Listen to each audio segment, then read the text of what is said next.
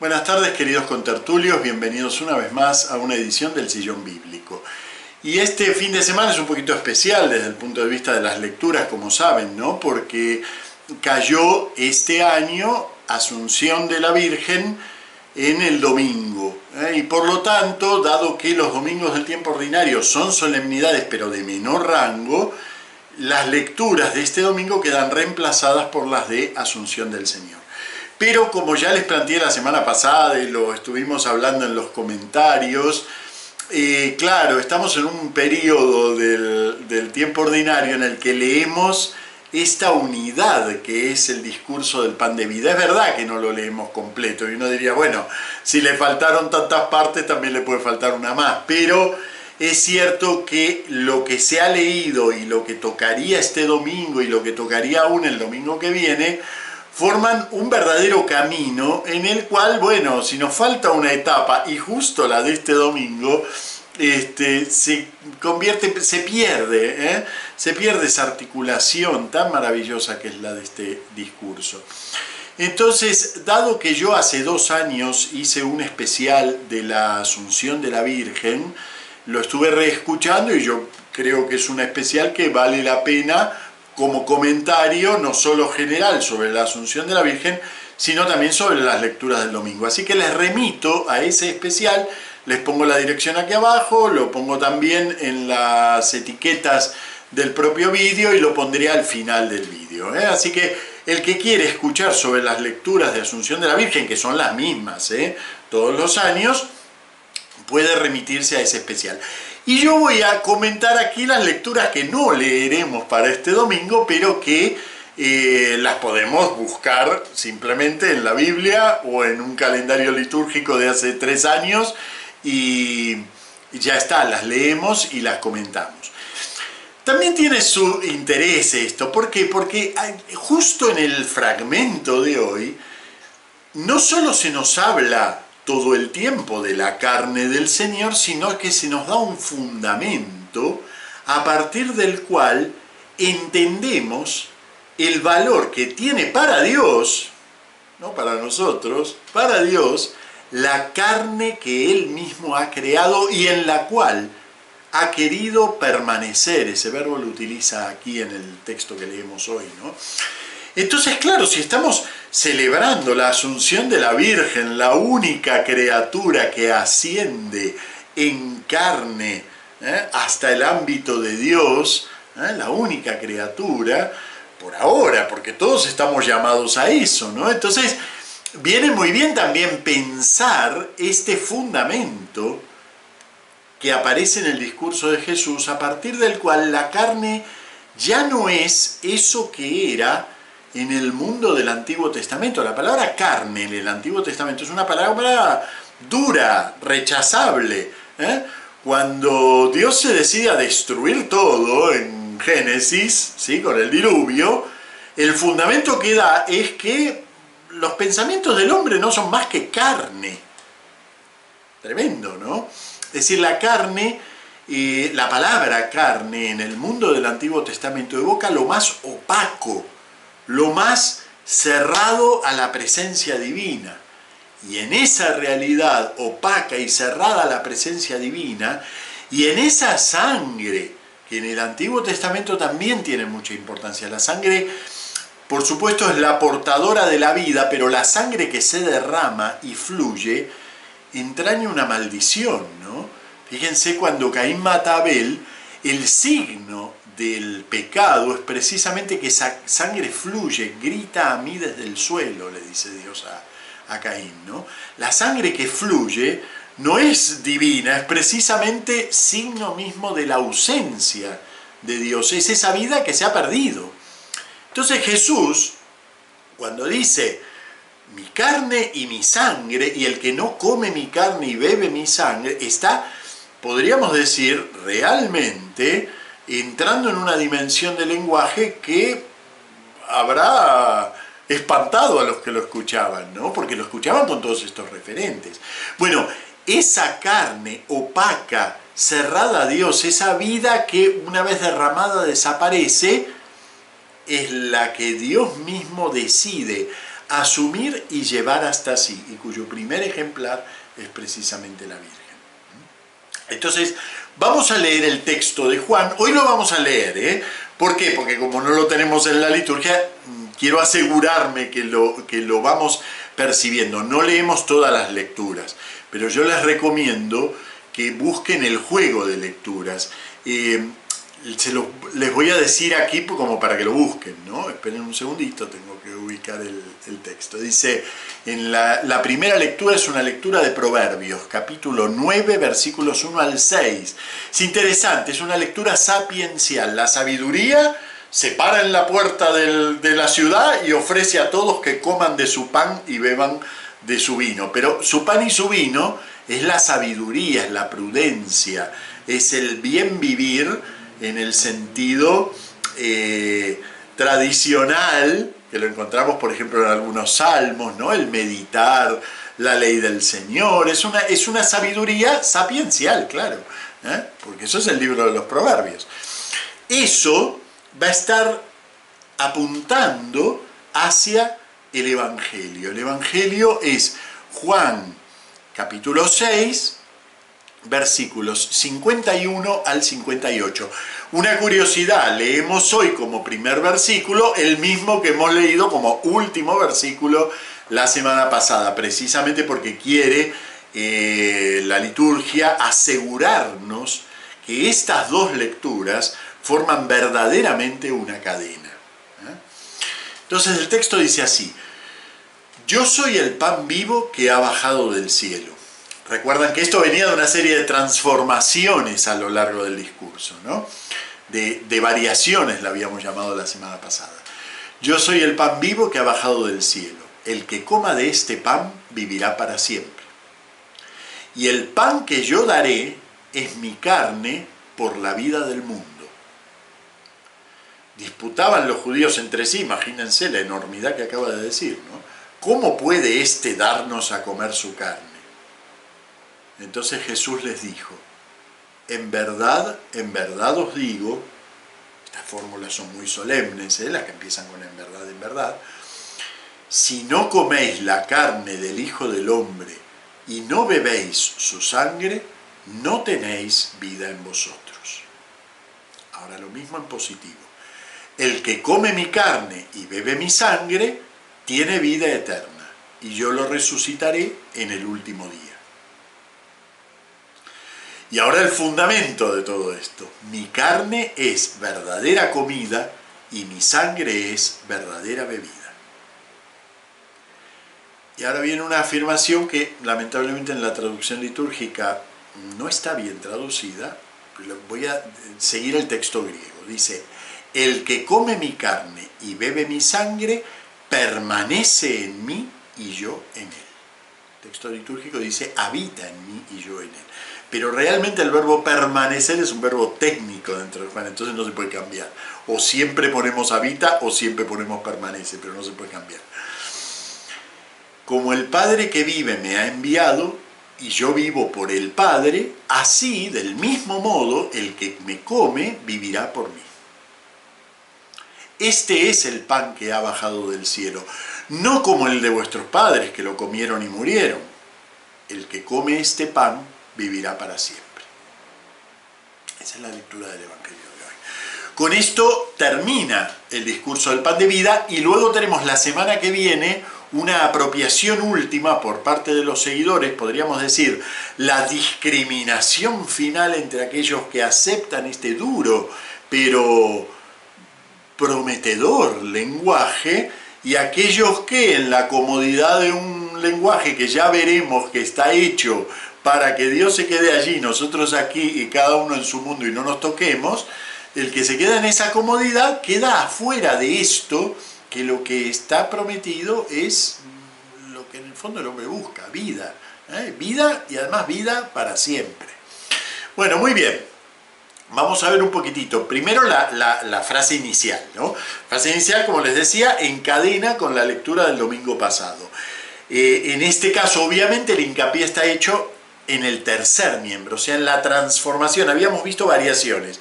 Yo soy el pan de la vida, el pan vivo, el pan que ha bajado del cielo, Yo soy el pan vivo que ha bajado del cielo. Bien, cuando llegamos a esa transformación, aparece una nueva instancia.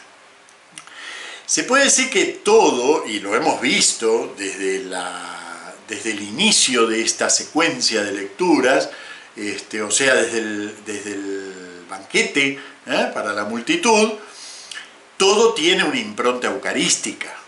Ya hemos visto que había lenguaje que aludía a la Eucaristía. Los cestos, los pedazos, la acción de gracias, en fin, alusiones. Podríamos decir que todo el discurso tiene una impronta eucarística, pero que está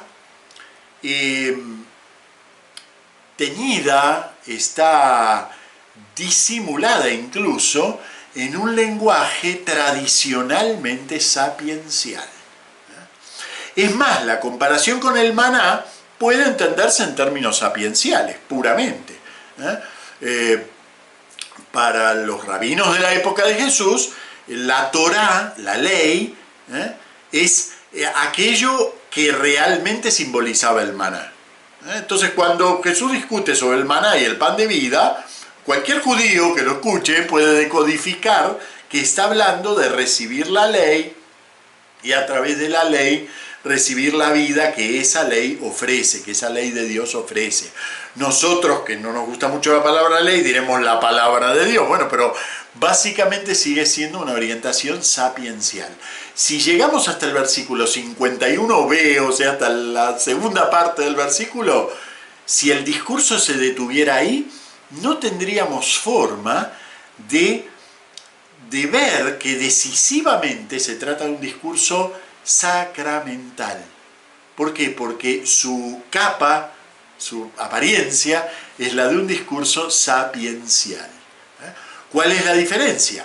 Bueno, no es fácil, Yo diría que un discurso sapiencial, en la medida en que se mantiene en la palabra como el único vínculo entre el Dios y el hombre, la sabiduría esa que Dios ofrece, la que el hombre se apropia meditando sus mandamientos, tu palabra me da vida, todos estos salmos sapienciales preciosos, el primero, por ejemplo, ¿no? Feliz el hombre que medita la ley del Señor día y noche.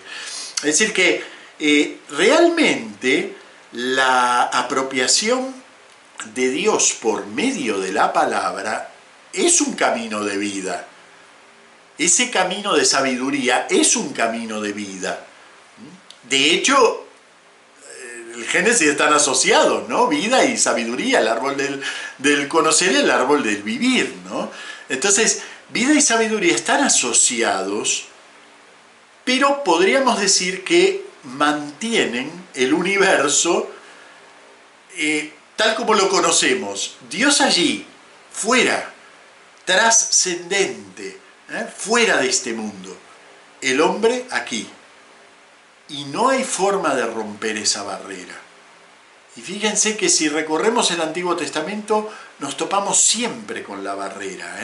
En último término, Dios es trascendente, está más allá del mundo, no pertenece a este mundo, ni el mundo pertenece al universo de Dios.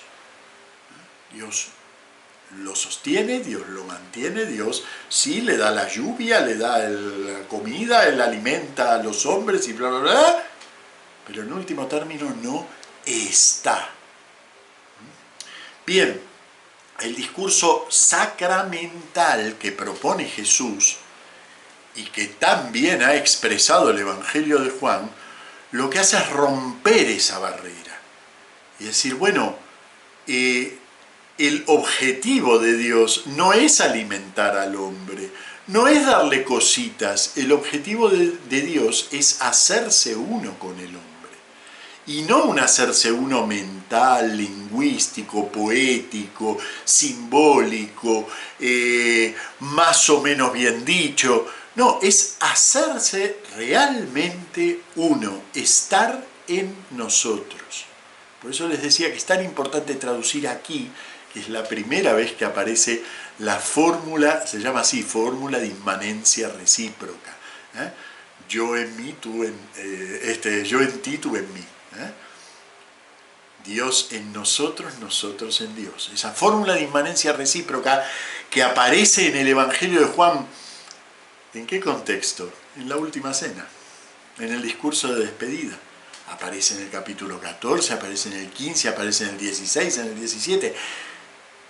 Fórmula de inmanencia recíproca, porque es eso el sentido mismo de la Eucaristía. Es eso, y por eso Juan no necesita contar la institución de la Eucaristía, porque nos está diciendo eso que la Eucaristía es. Bueno, esa fórmula aparece por primera vez aquí en 6:56. El que come mi carne y bebe mi sangre, permanece en mí y yo en él. Permanecer no es solo vivir, es vivir durativamente, permanecer. Bueno, esa dimensión sacramental de la palabra, o sea, la palabra nos anuncia, la palabra nos revela realidades, nos dice lo que las cosas son, nos ayudan a formular, celebrar, esperar, cantar y preanunciar. La palabra tiene en el hombre, bueno, Aristóteles definió al hombre como el ser que lleva a cuestas la palabra. Eso lo dijo. Nosotros traducimos animal racional, pero bueno, no quiere decir eso. Quiere decir el hombre que lleva la palabra. El ser viviente que lleva la palabra. Bueno, entonces eso es el hombre. Entonces, ¿estaría mal una dimensión sapiencial? No, todo el Antiguo Testamento es una dimensión sapiencial con una promesa inusitada que nadie sabe cómo se va a realizar, que es que Dios iba a poner un pie en Sion, que iba a dividir Sion en dos y él se iba a plantar en medio, que Dios iba a estar con nosotros, el Emanuel de Isaías. Los profetas hablan de ese advenimiento, pero lo celebran, lo cantan, lo anuncian, pero no lo ven. Y Jesús, precisamente en este discurso, es donde posiblemente más claro queda, hace el salto de la palabra a la realidad sacramental, a la realidad de la unión personal del hombre, de todos los hombres y de cada hombre con ese Dios. Entonces, comer la carne no es solamente, está bien, podemos disputar con esta o aquella confesión cristiana acerca del realismo de la Eucaristía. Me parece muy bien. Tenemos razón nosotros, pero bueno, podemos debatirlo. Me parece muy bien que debatamos sobre el realismo de la presencia del Señor en la Eucaristía y que si la transubstanciación o la consubstanciación o lo que fuere. Todo eso siguen siendo palabras. La base de lo que dice el Señor aquí es que rompe el fundamento que ponía a Dios de aquel lado y a nosotros de este lado. Rompe con la Eucaristía la barrera entre Dios y el hombre. Claro, si se ha roto la barrera entre Dios y el hombre, ya no podemos hablar en los mismos términos religiosos de la humanidad. De hecho, creo que hace poco hemos hablado de la ley de la recapitulación de la que habla San Pablo, ¿no? Acá habla la carta a los Efesios. Bueno, precisamente notamos aquí en este discurso cómo el gesto de Dios de romper la dinámica sapiencial para entrar en una nueva fase de relación con el hombre implica también poder recapitular, volver a poner en la cabeza, volver a empezar de cero todos los gestos humanos. Uno diría, por ejemplo, religiones antropofágicas, ¿no? ¡Qué asco! ¿no? Me acuerdo un escrito del hijo de Colón cuando cuenta que iban andando y vieron un brazo ahí asándose al fuego, ¿no? En una de las islas. Qué asco, ¿no? Comerse a otro, comerse un ser humano. Qué cosa más horrible, ¿no? A los niños cuando les hablamos de la Eucaristía, ellos lo entienden con mucho realismo. Sin embargo, vemos que en la Eucaristía está recapitulado incluso los aspectos más sórdidos de la religiosidad humana. Realmente la Eucaristía es, en entre comillas, antropofágica. Dios ha querido recapitularlo todo y elevarlo. Realmente, en la Eucaristía, no nos unimos más o menos a Dios, sino que nos hacemos uno con Él. Y por lo tanto, rompe toda la dinámica de la religiosidad pensada desde el hombre, de la religiosidad pensada como un camino que en definitiva lo manejo yo. Y hago mis planes de acercamiento a Dios, mis fintas, y bueno, y hago tal cosita, tal otra, y me voy acercando a la divinidad. No, Dios rompió esa baraja. Eso es la realidad sacramental de la que habla aquí. Por eso hay un aspecto muy interesante en este discurso, algo que puede pasarnos desapercibido, que ya sobre el final dice: este es el pan que ha bajado del cielo, no como el de vuestros padres que lo comieron y murieron.